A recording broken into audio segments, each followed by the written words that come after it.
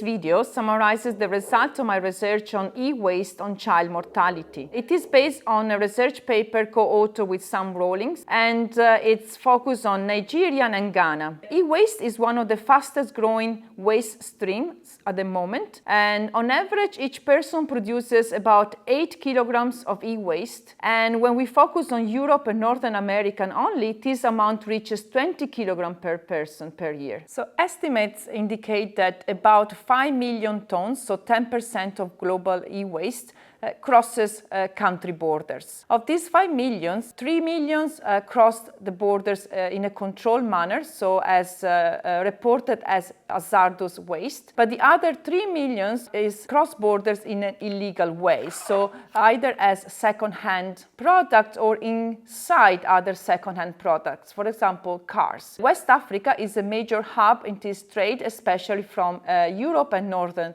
America. Many countries have national legislations that deal with the management and disposal of e-waste. So in West Africa, Ghana and Nigeria as well have some national legislations. However, the management of e-waste remain performed by those in the informal sector.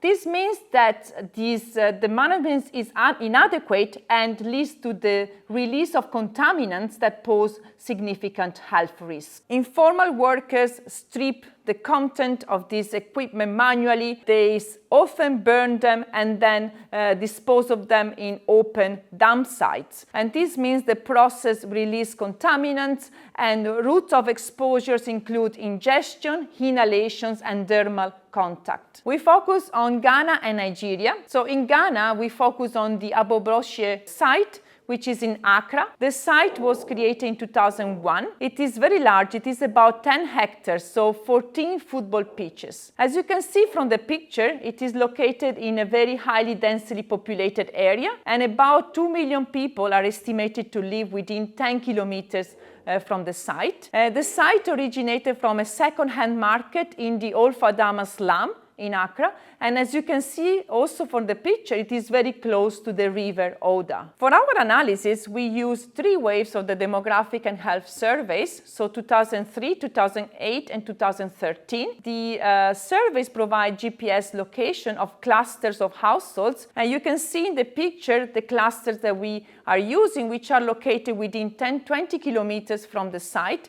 Each cluster includes about 25 to 30 households. We use retrospective information on children born over 10 years, both before and after the creation of the site. The second site is Solos 2 in Lagos, Nigeria, and was created in 2006. About 4 million people live within 10 kilometers from this site, and a major road goes through the site, making it an important trade route. To investigate the impact of e-waste on child mortality, we compare children born in the proximity of the site with those born further away, before and after the creation of the site. So a standard difference in differences framework. We use either a continuous measure of exposure indicated by distance to the site, or a binary treatment indicating children living within 5 kilometers from the site. Results in the graph refer to the binary indicator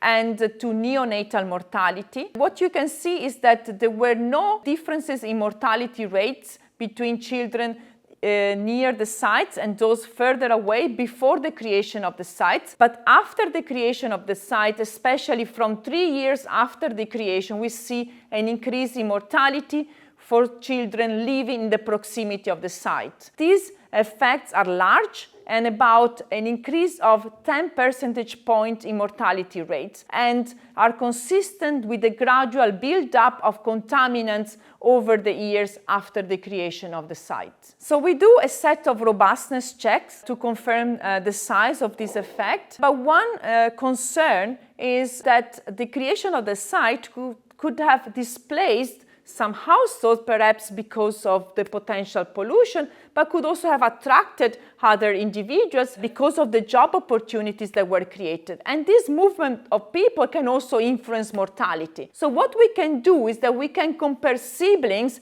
born from the same mother before and after the creation of the sites. And what we find is, again, the siblings born after the creation of the site face higher mortality risk than those born before. Again, confirming that the e-waste site has increased infant and neonatal mortality. So we investigate several mechanisms that can explain this increase in mortality, and one is water contamination. This is especially important for the Accra site, where you saw that there is a river going through the site. So this means that e-waste is exposed to heavy rain and flooding from the river, and the contaminants reaches the local waterways and the groundwater. So while we do not expect people to drink contaminated water, water is used for cleaning, for bathing, and for animal farming. So to investigate this mechanism, we focus on Accra, and we are able to distinguish between clusters that are downstream to those that are upstream the river Oda. And indeed, we find much larger effect for children living